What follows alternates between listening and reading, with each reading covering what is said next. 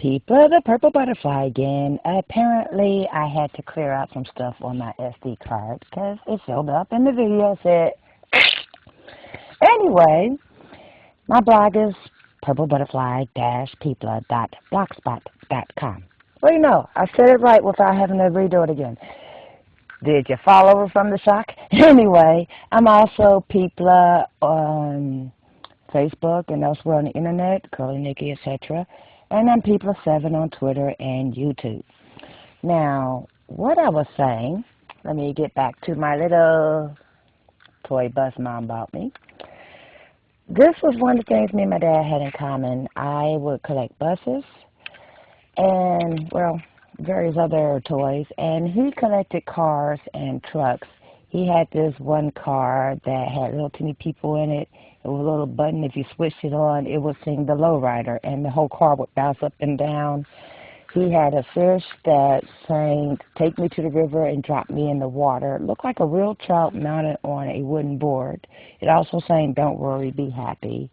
He had a hip-hop Santa Claus. It actually looked just like him. That's why we bought it for him one year.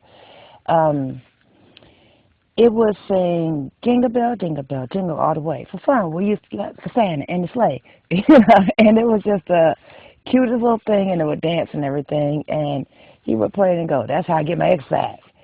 But, you know, there's a lot of things I'm going to miss about him. In fact, every time I pick up my knit needles, in fact, I couldn't knit the other day because it reminded me of him. When I first took an interest in knitting, I had found this library book. I was a library rat. I was always there reading up on something. Anyway, the book was called "I Can't Believe I'm Knitting."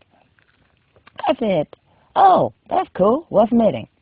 So I took the book home. And I was fascinated by how a piece of string can make these little loops, and then those loops intertwine with other loops, and you got fabric. I ran to the closet, got a sweater, and went, "Okay, this is knitting. I want to do this." Well, I didn't have knit needles. I didn't have yarn, so I took 2 pencils and a shoestring, and I'm fooling around with it, and Dad goes, "What you got there?" "I'm trying to learn to knit." I got some string in the other room, and he went and found this ball of twine, and I played with that for a while. And when a week went by and they realized I wasn't giving up on trying to learn this stuff, my dad goes, "You ought to get that girl some yarn and some of them sticks, you know, them needles." So Mom went to the store. He actually used to talk like that. And she bought me this sky blue acrylic yarn, worsted weight, from a place called Woolworths, which doesn't exist anymore. It's equivalent to today's Walmart. Anyway, my hair's in my face again. I just did a moisture treatment with my 14-in-1 because every now and then I like to give my hair an infusion of moisture, whether it needs it or not, and it needed it. And now it's acting like itself, but it's doing the gravitational pull. Anyway, she bought me this worsted weight acrylic yarn and some size 10.5 knit needles, which I still have to this day because they were made of metal. And I didn't know that was the wrong needle for the yarn. Didn't know a thing about gauge. I use these knit needles and that yarn to make, well, I was still learning to knit, and the only thing I could seem to really get the hang of was a twisted knit stitch. I didn't learn how to make a correct knit stitch till months later. But I made a scarf that I unraveled. I made a hat, which was flat, so we couldn't call it a hat anymore. Unraveled it. I would try different stitches and unravel this same yarn. I mean, the yarn lasted me for like a year. Then I wonder, how come my stitches are always so big? No clue. It was because of the size 10.5 needle, okay? I'm thinking, okay, that stitch came out. Maybe I should pull the yarn tighter. No. Anyway, as I got more books and learned more stuff, I decided I'm going to complete a project. And Dad goes, "Yeah, and we could use a pot holder." So I made a square about yay big. That, I mean, it was a rectangle. It wasn't a square. And I was so proud of myself. "Hey, Dad, look, made a pot holder." "Good. Dinner's about to come out the stove. Put it on the stove." Now, reminder, acrylic yarn, okay. And he had cooked something in a skillet and then baked it in the oven. He used a pie holder that, had the hand, a mitt type thing to take it out. And he stuck the cast iron skillet with the food on top of my little blue pie holder. And I'm going, I thought you was going to use it to grab it. He goes, no, I trust this thing. That's a trivet. That'll hold it. So when Mom got home from work, he went to serve the food. So he picks up the skillet and melted to the bottom was the pie holder that I had just made. So he looked at me, I looked at him. We both started cracking up. My brother and my mom are both going, what? Because they don't get it. So then he goes, now all you got to do is figure out what kind of yarn you need to use to make stuff. I was like, okay. So after dinner, and after the food was out the pan and everything, he, ran cold water on it and peeled most of it off. And he goes, now all I got to do is get me a lighter and burn the rest of this off. And I'm going, man, that was all the yarn I had, too. Don't worry about that. So in the meantime, the next time we went to the store, I picked up several skeins of yarn. I had some wool. Didn't know about felting then. I had some cotton. I got more of the acrylic. And I was determined I'm going to make me a finished project that doesn't get ruined. So I got a better set of books. That's when I learned acrylic, polyester, rayon, blah, blah, blah. Anything synthetic can melt. Don't earn it. Don't block it. Don't do this. So my brain went, block? What do you mean by block? Learned about that later. But in the meantime, I found out that a pot holder, if you make it out of acrylic, will melt. A pot holder, if you make it out of cotton, will burn. If you make it out of wool and don't felt it, it will burn. But if you accidentally throw it in the washing machine because, well, it's burnt anyway, and it's dirty, and blah, blah, blah, and it comes out from a square this big to one this big, and your dad goes, now that's perfect. That's what we need.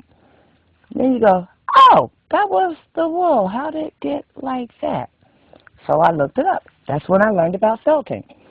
But every time I go to make something, if I get discouraged or I almost stop, because some projects are rather intensive and you get discouraged, I think back to that and I get a smile and I keep knitting.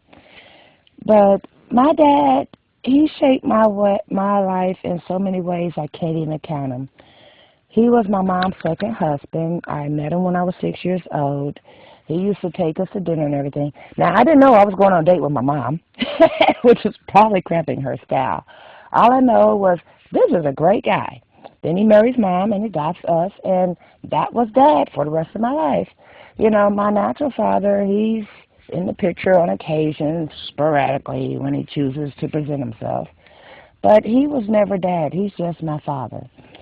And now my dad is gone. I'm going to miss him. He was a bit of a jokester. He was born on April the 1st, and we were allowed to play practical jokes on him on his birthday because it made up for stuff like this. He would come into your room with, let me grab two things. Lights.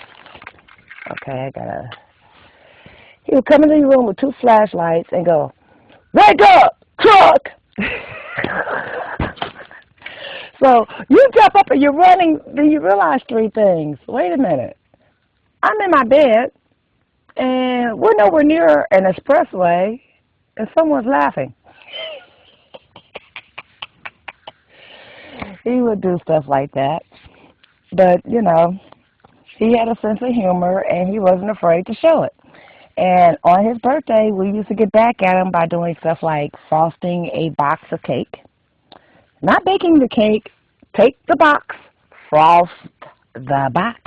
Then when he goes to cut into it, and of course you can't cut into a box, he would go, what's with this cake? Well, you said a box cake would be 5. Then he scraped the icing off and go,